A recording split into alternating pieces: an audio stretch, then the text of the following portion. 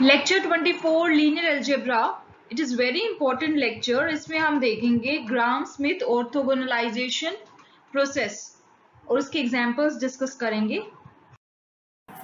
Hi everyone, Pragati this side. Welcome to Simplified Maths. हमारे channel पे आपको मिलेगा CSIR, UGC NET mathematical sciences की videos, class 11th, class 12th mathematics की videos and shortcuts on class 11th and class 12th topics. Simplified Maths is now available on WhatsApp, Gmail, Facebook.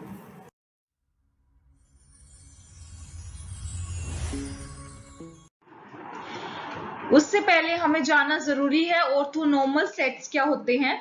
अगर मैं set लेती हूँ U1, U2 up to Son up to UN, उससे orthonormal कहेंगे अगर वो orthogonal set है।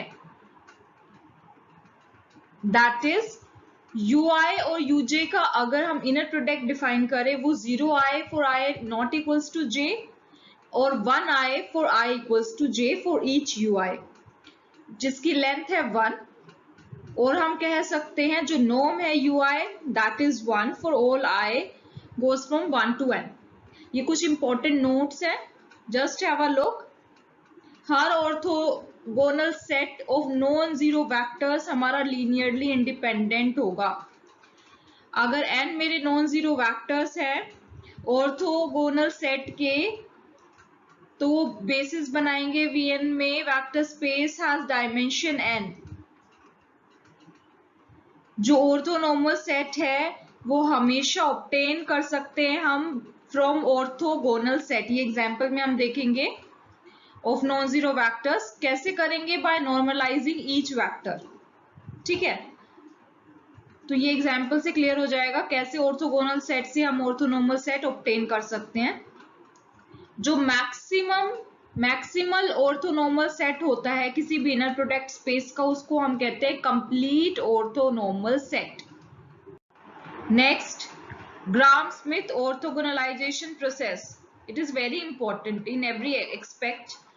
अगर V मेरा कोई भी इनर प्रोडक्ट स्पेस है, S मैंने सेट ले लिए linearly independent subset of V that is W1 W2 up to WN, ये लीनियरली इंडिपेंडेंट सबसेट है V के।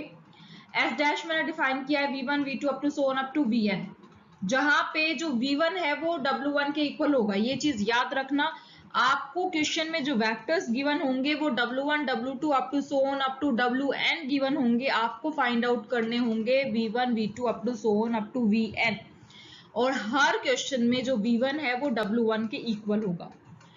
और V2 V3 up to Son up to VN हम इस फॉर्मूले से निकालेंगे। V1 तो W1 के इक्वल हो गया, V2 हम इस फॉर्मूले में निकालेंगे। V2 निकालना हो तो क्या होगा, W2 माइनस W2 और V1 का inner product divided by V1 के नॉर्म का square.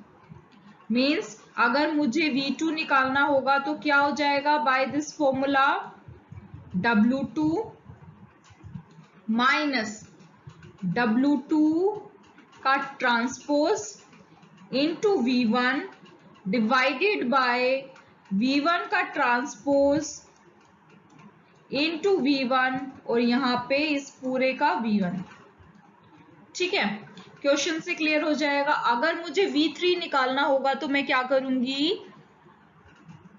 W3 minus W3 transpose V1 by V1 transpose V1 into V1 minus, अब हमें V2 के साथ भी वही चीज करनी है, W3 transpose V2 bye V2 transpose V2 into V2।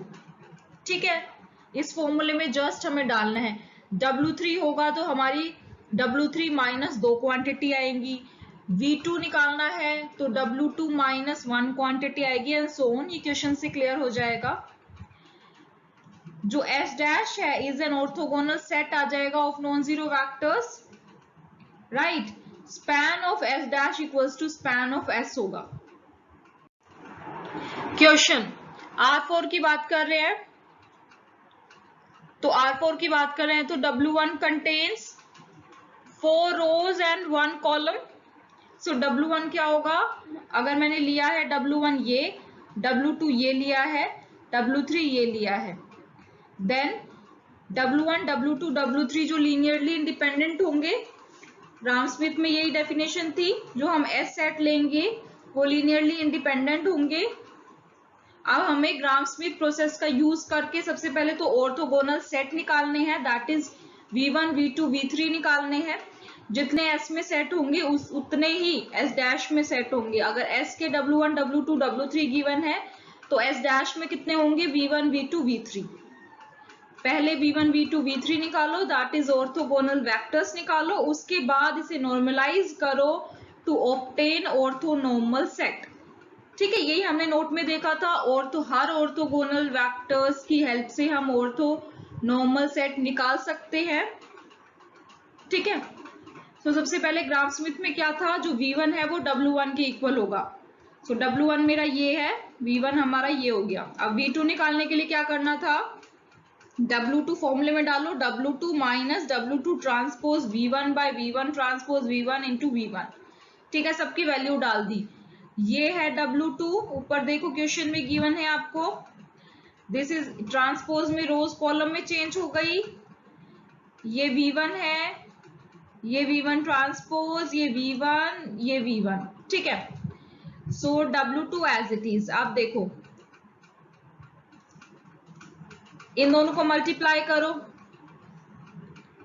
सो 1 क्रॉस 1 की मैट्रिक्स आएगी, दैट इज 2।